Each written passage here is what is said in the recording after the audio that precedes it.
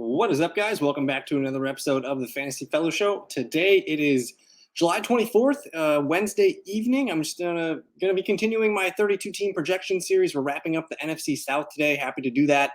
That means we'll be done with 6 out of 8 divisions. That just leaves us with the AFC and the NFC West. But this video, all about the Tampa Bay Buccaneers. If you guys are new to these videos, I'm going to put a comment in the comments below with a link to the playoff or to the projections playlist for you guys. You guys can check out all the teams that you care about. But we'll do a 15 to 20 minute video here. We'll look at the 2023 results from Tampa Bay, and then we'll look at each position: quarterback, running back, receiver, and tight end. I'll give you guys my preliminary projections. And, training camp starts this week. I will be taking August to continuing to tweak and edit these numbers throughout, all of August into training camp, preseason, and up into the regular season. So we'll have, some numbers and things to tweak, but I'm just going to share my preliminary numbers, and you guys can check them out on the fantasyfellowship.com. We're running a $10 membership this year. $10 per month gets you access to my projections, my rankings, my bonus data, articles, and more. Everything's on there, and then you do get access to the Discord. But that's enough of that. Let's get into the Tampa Bay Buccaneers. We're going to start with the 2023 review. Last year, they surprised a lot of people. They went 9-8, which was good enough to win the poor NFC South division. And we saw Baker Mayfield flourish, man. Pretty good numbers from Baker Mayfield last year. Only one passing attempt that was not Baker Mayfield. So he played the whole year, 566 passing attempts, about 64.3% completion, just a little bit over 4,000 yards, 7.14 yards per attempt, 28 touchdowns to 10 interception ratio. And then he did add a little bit on the ground here with 163 rushing yards and a touchdown. So overall, Baker Mayfield was solid last year. This was probably his best pro season start to finish. And I just think it's refreshing to see Baker Mayfield kind of come back and just feel like himself again. So I think he's got a home here, which was nice. So the passing game was pretty nice. The running game, not very good, but through volume, they got there and they actually had a decent year, better than the year slightly with Tom Brady the last couple of years. But we do see 440 roughly rushing attempts, about 1,500 yards, 3.44 yards per carry, 8 rushing touchdowns, and 5 fumbles.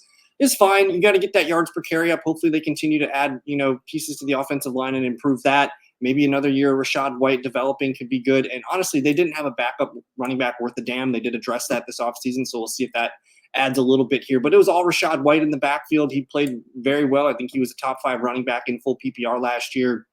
So room to grow as a running team. And then, I don't have to say much about Mike Evans. The dude had one of his best seasons of his career, 79 catches, about 1,255 yards, and 13 touchdowns. Chris Godwin had a sneaky good year as well. He just didn't catch touchdowns. He had 83 catches, which led the team, 1,024 yards, and only 2 touchdowns. So I think he's going to get some numbers bouncing back in that column. And then Cade Otton just solid at the tight end position. So overall, 2023, man, Todd Bowles, he sticks to his defense. Dave Canale's called a really good offensive scheme over here, who's now the head coach of the Carolina Panthers. So we'll see him. I did talk about him last night in those videos.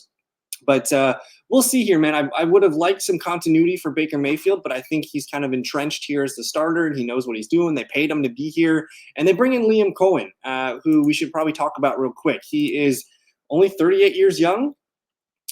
He spent time with the Kentucky Wildcats the last season, being their offensive coordinator and quarterbacks coach. But before that, he spent a lot of time with the LA Rams. He was their OC back in 2022. He also was the assistant quarterbacks coach in 2020, assistant wide receivers coach 2018 to 2019. So he's bringing that Rams flavor where you're probably going to see 3 wide receiver sets. They'd like to feature 1 running back, and you'll have some fun tight end stuff and hopefully some motion and some things like that. So just yet another Sean McVay coaching tree disciple here with Liam Cohen.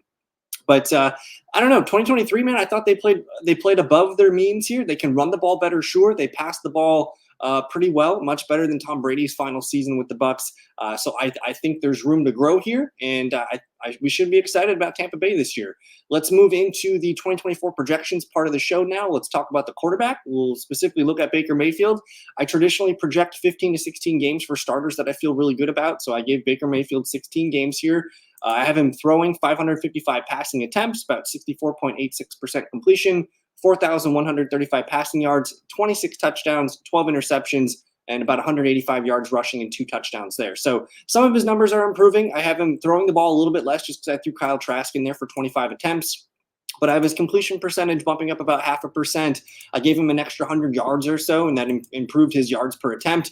26 passing touchdowns. That's down from 28, the year before, and a couple more interceptions. So maybe we see Baker Mayfield kind of even off a little bit from last year, but I still think some of the underlying metrics could improve because I do like adding Jalen McMillan. I like year 2 Trey Palmer, continuing growth with Evans and Godwin, Rashaad White, and Cade Otton there. So it's a pretty stable offense. I think Baker Mayfield, it's easy to project him to kind of be similar to what he was last year. And he was great last year. I think for super flex leagues, you're looking at Baker Mayfield. He doesn't offer a ton of rushing upside, but he can add some rushing yards every now and then.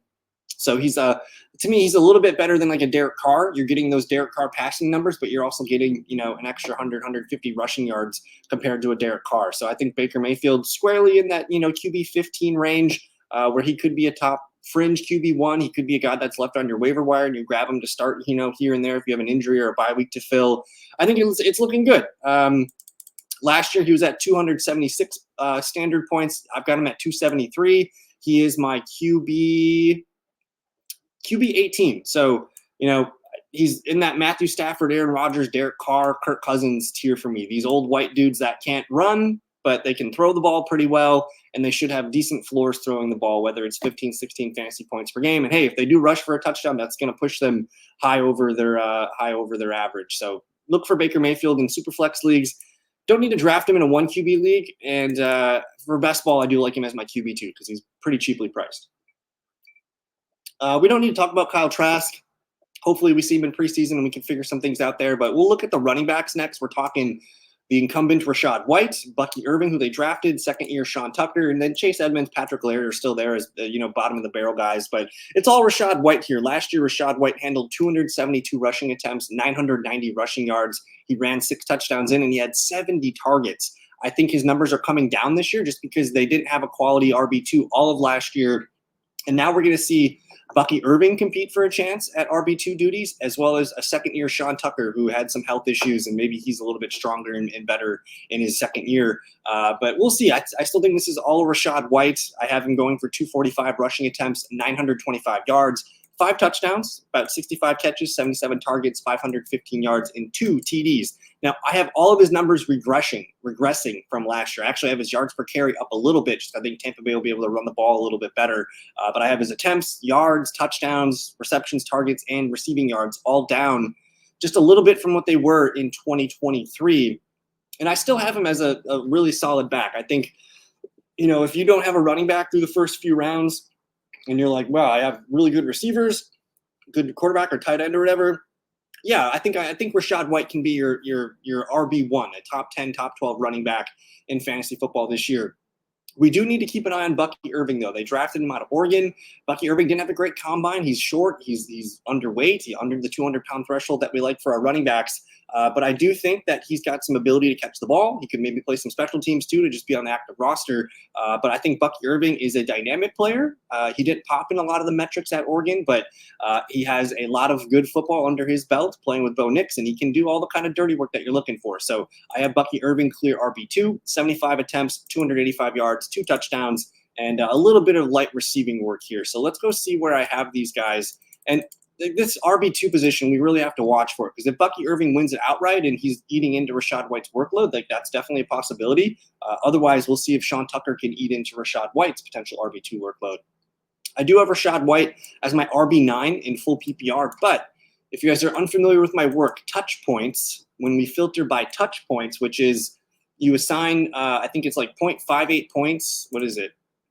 0.62 points per rushing attempt and 1.57 points per target. That's fantasy touch points. Each carry is worth about 0.62 points and each target's worth about 1.57. So Rashaad White comes out as my RB4 in the touch point column. So he's one of the most heaviest used running backs in football. We'll see if he can hold on to that. And then Bucky Irving, I just have him kind of far down the list here. I don't think he's anything we need to note. You can maybe grab him at the end of your bench. Super flex, not super flex, but best ball leagues, you can grab him at the end of your draft. I have him as RB60. But that's, I don't know, Tampa Bay, I think they can run the ball better this year. They're a team that wants to run the ball. They're a team that, has the right pass-catching backs. I just don't know if they have the best running backs assembled here. They're going to kind of struggle again and probably be below 4 yards per carry, but I think they're going to be better than they were last year just a little bit. But we'll see. Let's look at their wide receivers next. We're talking Mike Evans, Chris Godwin, Jalen McMillan, Trey Palmer, and then we'll see if Devin Tompkins or Raheem Jarrett can make a move at 5 and 6 receiver. But it's all Mike Evans and Chris Godwin, man. They had both awesome years last year. Godwin just didn't catch touchdowns. I think Mike Evans is coming back for another big season. I actually projected him for more than he did last year. So like touchdowns a little bit less, but I got him at 84 catches, which was 5 more than last year, 141 targets, which is 5 more than last year. Actually, the same amount of yards. I didn't even realize that, 1,255, and then 10 touchdowns. So touchdowns coming down, but the other numbers I expect to stay similar. He's going to be in that 80 catch range, about 11 to 1,200 yards. Mike Evans is as safe as they come. He can be a top 10, top 12 receiver. You can draft him as your number 2 or number 3 on your team, and that feels really good. But don't sleep on Chris Godwin, guys. He's coming off a really good season last year, 83 receptions and 130 targets last year.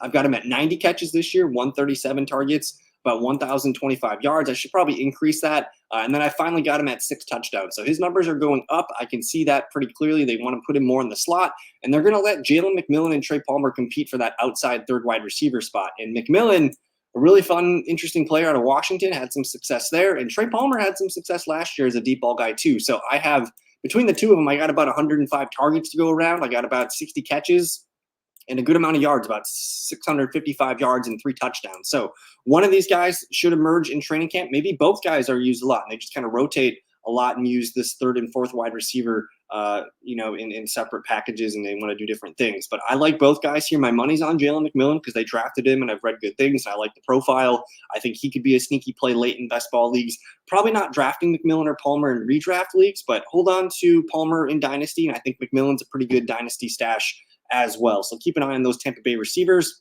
And then we'll see where I have these guys ranked right now. Because I mentioned Godwin and Evans are the ones we're looking out for. I have Big Mike Evans at wide receiver 10 and Chris Godwin, wide receiver 24. So you can get Mike Evans, slap him in as your wide receiver 2. He goes a little bit cheaper than wide receiver 10 prices.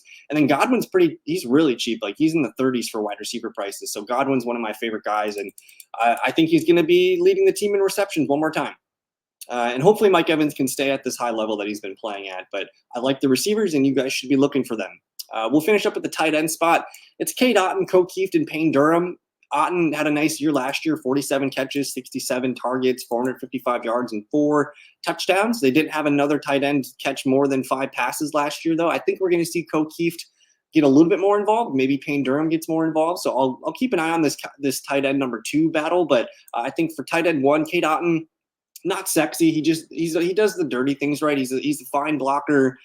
He doesn't make a lot of moves when he gets the ball in his hands, but he's just a solid guy. He's kind of like a very, very poor man's Jason Witten, and he's just in the right place at the right time. A good outlet for Baker Mayfield. So we got him at 45 catches, 72 targets, 475 yards, and 5 TDs, which is more or less what he got last year. I have Tampa Bay throwing the ball a little bit more than they did last year, running a few more plays, as I expect the offense to be a little bit better this year, more efficient, running the ball and throwing the ball.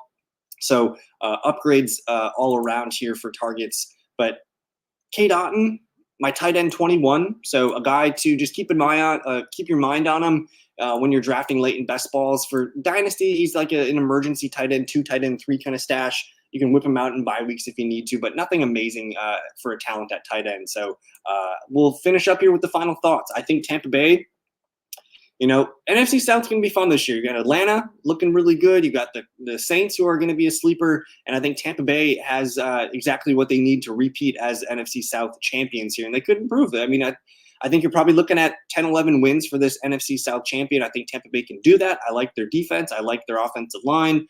We just need to get better at running the football. That's really the biggest thing. So if Rashaad White improves, or if that offensive line improves greatly, I think Baker, Godwin, and Evans are going to keep this offense consistent, and they're going to be in the mix. They could be a wild card team. They could be the NFC South champion. It could be either way. But I think taking shots on Tampa Bay is fine. You can grab Mike Evans. He's the first Buccaneer off the board.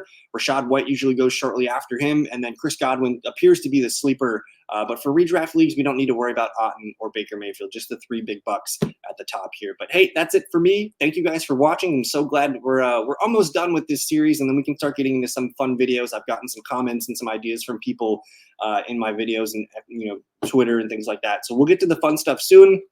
Got to keep pumping these out. So thank you so much for your time. check out some of the other videos. Let me know what you guys think about some of the other projections. And again, these are preliminary projections. These are just my baselines. I'm going to be tweaking these throughout August and getting these dialed in and continuing to update the rankings. Now that it's training camp in August, I do a rankings update every week, usually on Fridays, where if you guys are drafting that weekend, you'll have fresh updated projections and rankings for your draft. So thank you again so much for your time. Check out thefantasyfellowship.com, and we'll see you guys in the next one. Peace.